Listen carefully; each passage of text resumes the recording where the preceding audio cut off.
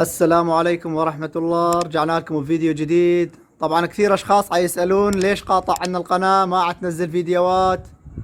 طبعا عدة اسباب، من ضمنها اول شيء تشوفون هذه الحدايد اللي لونهم ابيض، هذولا بقيت يومين اركبهم وحدي، يعني وحدي ركبت هذول الحدايد وبعدها صبغتهم، ولما ركبتهم بهذا المكان اكو شياش بالحائط ولحمتهم، فبوقت اللحيم الدخان مال اللحيم اذى عيوني، فبقيت يومين عيوني مغوشة حتى ما اقدر اشوف مضبوط، يعني بسبب اللحيم.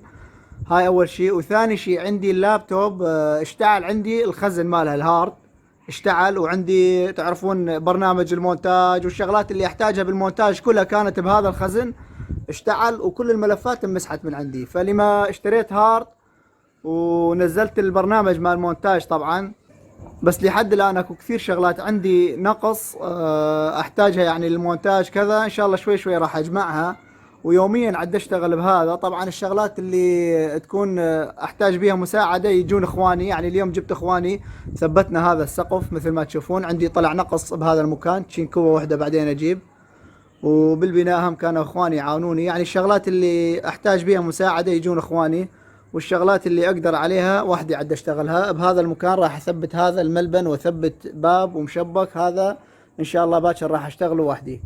خليني اشوفكم المكان. طبعا هذا المكان مثل ما تشوفون العمق 10 امتار، هذه راح تبقى اخلي بيها مشبك، تبقى انارة وتهوية للارانب. وهذه الجهة الثانية هذا العمق 8 امتار، طبعا ظلمة حاليا ما عاد تبين، بس مسقفة نفس هذه الى الاخير سقفتها. اكو هناك فتحة بالاخير يصير بيها باب، وهذا باب يصير بهذاك المكان، وبعدين ممكن اخلي باب بهذا المكان، يعني تنقطع هذه واحد وهذه تصير واحد. فمثل ما تشوفون يعني عندي اشغال كثيرة، ويوميا يعني اشتغل مرات من الصبح الى العصر او اكثر، لان وحدي اشتغل فاخذ وقت. يعني باكر ان شاء الله راح اثبت هذا الملبن، احتاج ابني من جوا تقريبا ساف سافين، فهاي الشغلات كلها اشتغلها وحدي، يعني اسمنت جبل كذا اسويه وحدي واسحب وحدي، مثل ما تشوفون الفوضى اللي صايرة عندي حاليا، فهذا كله شغل.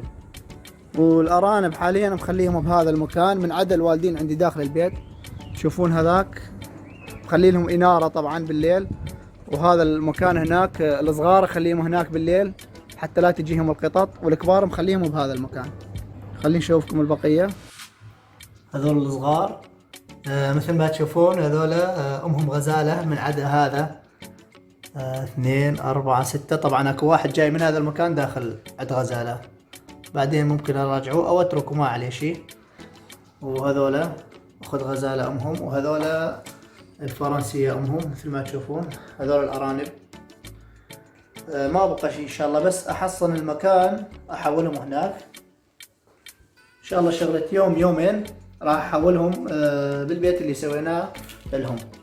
فهذا السبب انه انا حاليا ما عاد اقدر انزل وقاطع عن القناة، ممكن بعد يوم يومين هم ما راح اقدر انزل لان مشغول، واحاول قدر الامكان اكمل بيت الارانب حتى احولهم مكانهم يكون واسع، هم يرتاحون واني هم ارتاح يصير مكانهم واسع. وصلنا لنهاية الفيديو، اذا عجبك الفيديو اضغط لايك واشترك بالقناة، والسلام عليكم ورحمة الله.